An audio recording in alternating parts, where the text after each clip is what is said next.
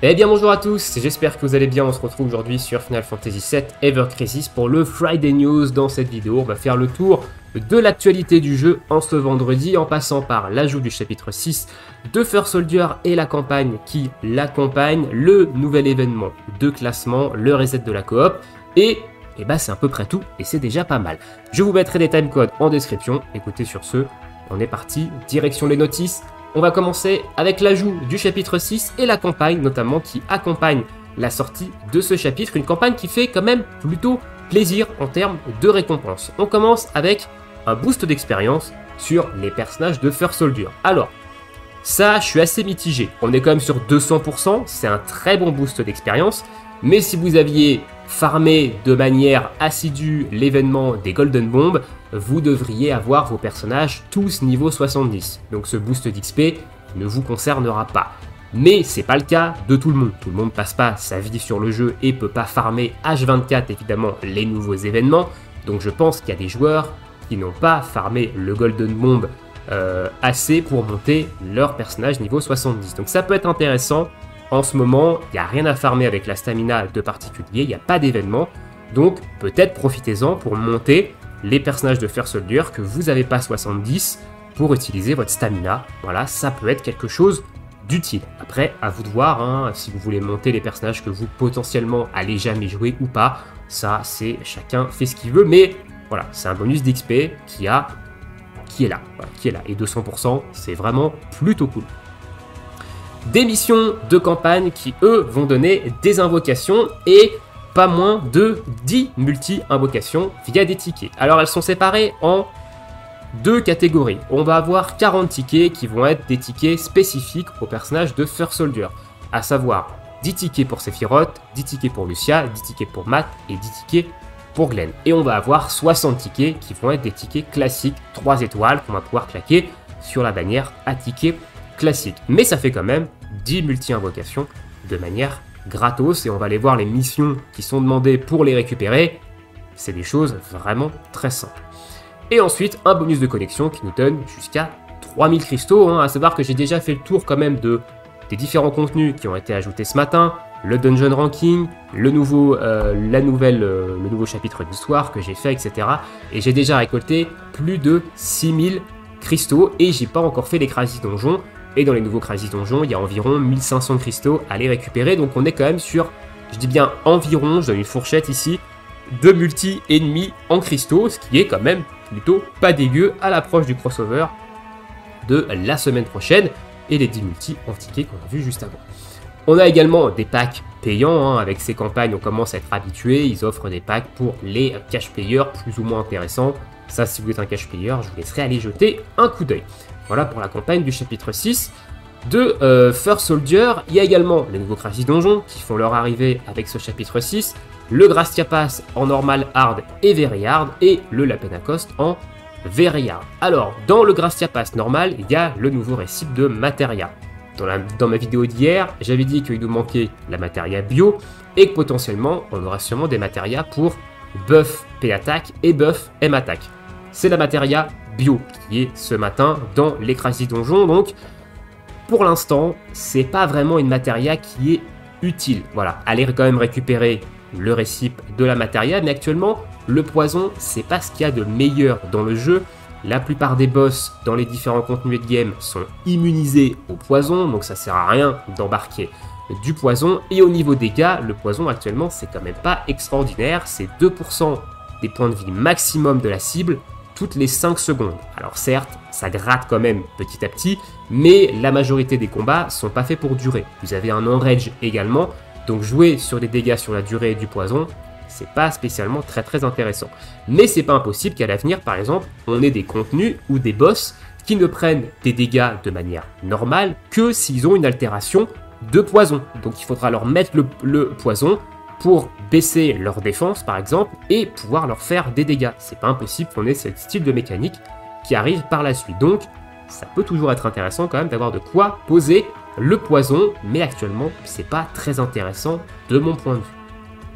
Voilà pour tout ce qui touche à l'arrivée du chapitre 6. On va maintenant parler de l'événement de classement qui a débuté ce matin. Donc cet événement de classement, il dure de aujourd'hui, donc du 9 février jusqu'au 16 février, 2h59 du matin. Enfin, je crois que c'est... Non, c'est pas 2h59 du matin, mais jusqu'au 16 février, en tout cas.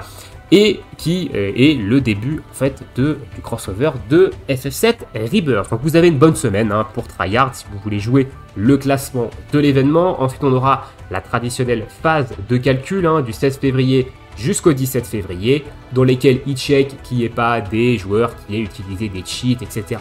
ou autres.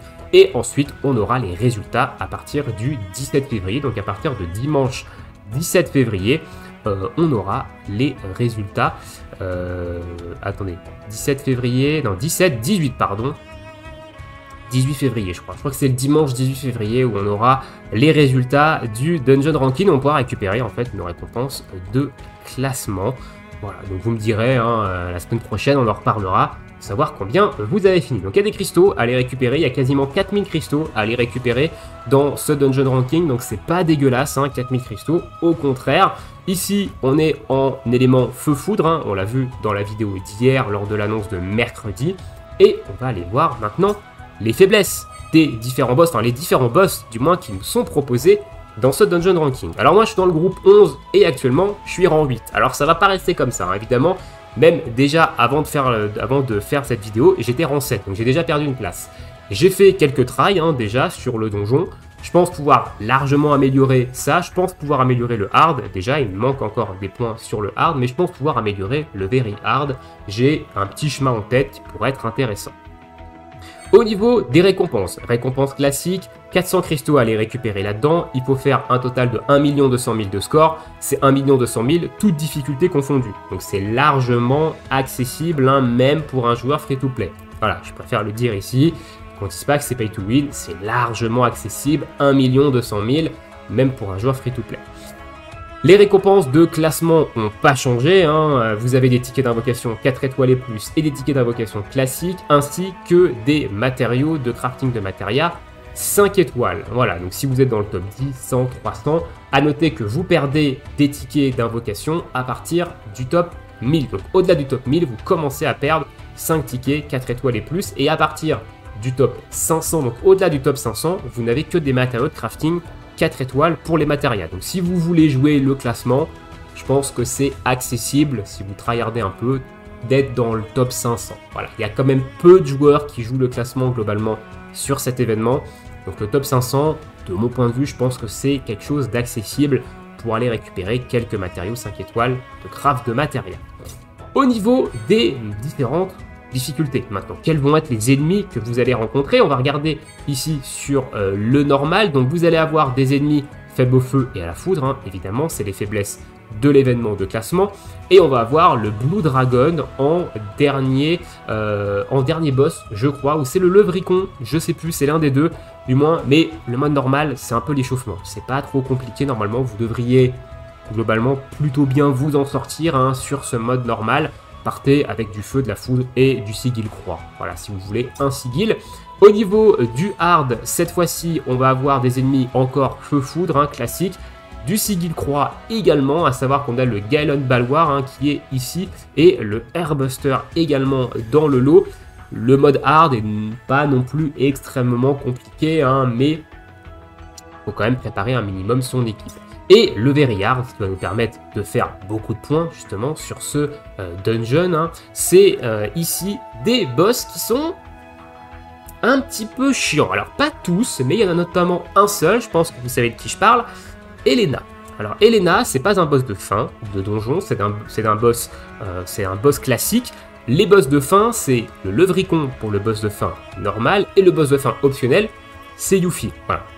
Les gens pensaient que ça allait être Shiva à cause de la faiblesse au feu. Bon, Yuffie était aussi faible au feu dans son événement. Donc c'est Yuffie. Bon, Yuffie, elle n'est pas très compliquée. Hein. Vous lui mettez un ifrit dans la bouche, ça va la calmer vite fait. Mais Elena, en fonction de l'ordre dans lequel vous faites vos boss, Elena, elle peut poser problème en fonction de votre équipe et justement de l'état de votre équipe quand vous arrivez sur elle. Parce que Elena, si vous ne l'avez pas encore combattue, en début de combat, donc d'entrée de combat, elle va vous balancer une grenade qui fait des dégâts physiques, qui fait beaucoup de dégâts physiques sur toute votre équipe. Donc en fonction de l'ordre dans lequel vous faites les différents boss, Elena va être plus ou moins puissante et va vous faire plus ou moins de dégâts avec cette grenade en début de combat. Et également, si vous arrivez dans un état avec votre équipe qui a moitié d'HP, etc., bah, vous risquez de vous faire one-shot. Voilà, donc Elena, c'est un combat qu'il faut voir en fonction de votre équipe, en fonction de votre capacité, dans quel ordre vous pouvez la battre, dans quel ordre vous pouvez aller la battre. Voilà. Mais Elena, pour moi, c'est un petit peu l'obstacle de ce dungeon ranking. J'ai pas encore trop vu dans quel ordre je peux la faire maximum. J'ai un petit peu un ordre en tête, faudra que je retry un petit peu derrière. Mais voilà, Elena, pour moi, c'est un peu la petite difficulté de ce dungeon ranking. Mais globalement, une fois que vous avez compris sa mécanique, vous allez quand même pouvoir largement la passer. Une fois qu'elle a balancé sa grenade, elle se met un debuff de défense physique, un debuff de défense magique. Vous lui claquez un ifrit dans la bouche et ça va la calmer, la blondasse. Voilà. Mais dites-moi dans l'espace commentaire d'ailleurs dans quel ordre vous faites vous vos boss et est-ce que Elena, bah, elle vous donne du fil à retordre ou pas. Mais moi j'étais surpris. Hein. Quand je l'ai rencontré la première fois, j'ai fait ouh, j'ai pris une grenade, j'ai dû retry. Voilà. Voilà un petit peu pour le dungeon ranking. On va finir maintenant par le reset de la coop. Et bah, ce reset de la coop, hein, c'est devenu la tradition du vendredi. Il n'y a pas de nouveaux boss, voilà. Si vous êtes dans le même cas que moi, que c'est des boss que vous aviez déjà fait, que vous jouez déjà depuis quelques temps au jeu, et bah, il n'y a pas de nouveaux boss, il n'y a pas de nouveaux cristaux à aller récupérer. Et j'avoue que niveau pièce coop, ça commence quand même à descendre, hein, parce qu'on a très peu de contenu qui nous demande de faire de la coop. Alors à mon avis, avec le crossover de la semaine prochaine, ça devrait se rattraper, on devrait avoir des niveaux coop à faire, et notamment peut-être à farmer, hein, si c'est comme le crossover FF9, ou farmer en coop, c'est plus intéressant, donc pour remonter un petit peu sur notre pièce, mais en ce moment, c'est vrai que la coop, on en fait très peu, et je pense que ça doit être compliqué pour les gens qui n'ont pas fait les différents boss de trouver des groupes. Voilà, donc n'hésitez pas à aller sur un Discord, de demander s'il y a des gens qui peuvent vous aider, etc. Parce que je pense que le matchmaking, ça doit être compliqué de trouver du monde pour les différents boss de coop. Au niveau du shop d'exchange, on a des weapon parts de barrettes cette semaine, donc on va les prendre de notre côté. Il nous reste 1200 pièces coop, ça commence quand même doucement à descendre. Voilà un petit peu pour les news de la journée, je pense rien avoir oublié. Il y a également des petits portails qui sont sortis aux couleurs des femmes du jeu, hein. Donc on a un portail pour Tifa, un portail pour Iris, un portail pour Yuffie et un portail pour Lucia avec leurs armes respectives. C'est 2000 cristaux rouges, la multi, maximum 3 fois. Voilà, c'est un truc de cash player. Personnellement, j'y mettrai pas les pieds. De toute façon, j'ai pas de cristaux rouges, donc ça règle le problème. Mais voilà, si vous êtes un cash player et que vous voulez augmenter les armes de certaines de vos personnages féminins, hein, on est sur un 5 étoiles ou plus de garantie, ça peut peut-être valoir le coup. Voilà, je vous laisse ici pour cette petite vidéo. Dites-moi ce que vous pensez de tout ça dans l'espace commentaire. Dans quel groupe vous êtes par exemple dans le Dungeon Ranking, hein, je rappelle, moi je suis dans le groupe 11. Et est-ce que vous allez tryhard ou pas, ou est-ce que c'est un contenu qui vous intéresse pas, vous prenez les cristaux et basta. Je vous souhaite à tous une très bonne journée, une très bonne soirée, bon jeu, et à bientôt. Ciao ciao.